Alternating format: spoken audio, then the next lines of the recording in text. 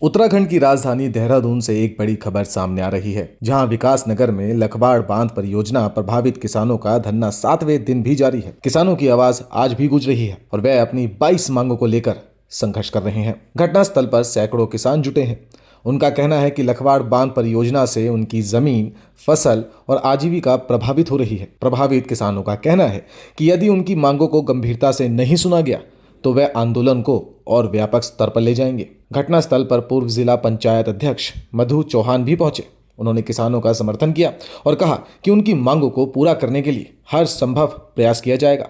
उन्होंने ये भी बताया कि किसानों की समस्याओं को मुख्यमंत्री पुष्कर सिंह धामी तक पहुंचाने का प्रयास किया जाएगा। देखिए, आज मैं अगर यहाँ पर आई हूँ तो निश्चित रूप से ये जो संयुक्त संघर्ष मोर्चा है इसके समर्थन के लिए आई हूँ। मैंने इनकी मांगें भी देखी है और मुझे लगता है कि अगर कोई अपनी मातृभूमि, अपनी जन्मभूमि अगर कोई राष्ट्र निर्माण के लिए दे रहा है तो जो कुछ उनकी मांगे हैं उसको मांगने का उनको हक है।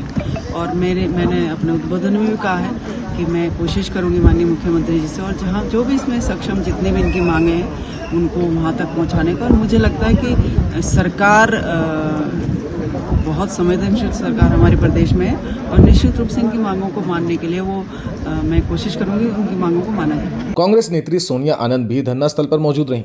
उन्होंने किसानों से बातचीत की और आश्वस्त किया कि उनकी समस्याओं का समाधान सुनिश्चित करवाना उनकी प्राथमिकता है।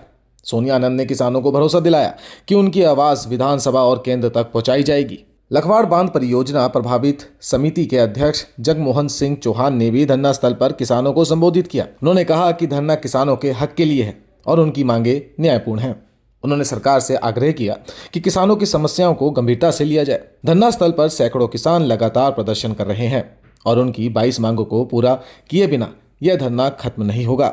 स्थानीय लोग भी उनका समर्थन कर रहे हैं। ऐसा है जी कि आज जैसा आपने बताया 7वां दिन तो है ही, लेकिन मेरे ख्याल से सरकार की तरफ से कोई खास इसमें अभी पहल नहीं हुई है।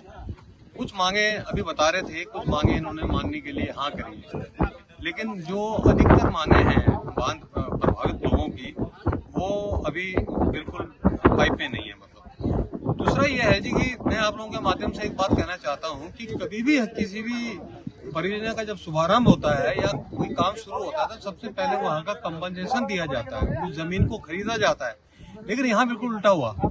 ये हमारा क्षेत्र SC ST OBC बाहुल्य क्षेत्र है। हम लोगों की ये जो जमीनें हैं जहाँ ये डैम बन रहा है आज तक इसका कंपनसेशन नहीं मिला।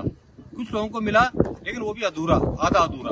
तो ये समझ से बाहर की बात है कि हमारे बार बार कहने के बावजूद भी ये लोग नहीं चेते। ये धरना केवल किसानों की आवाज नहीं बल्कि सरकार और प्रशासन के लिए भी चेतावनी है कि विकास के साथ न्याय जरूरी है। Bureau report, dynamite news, Dehradun.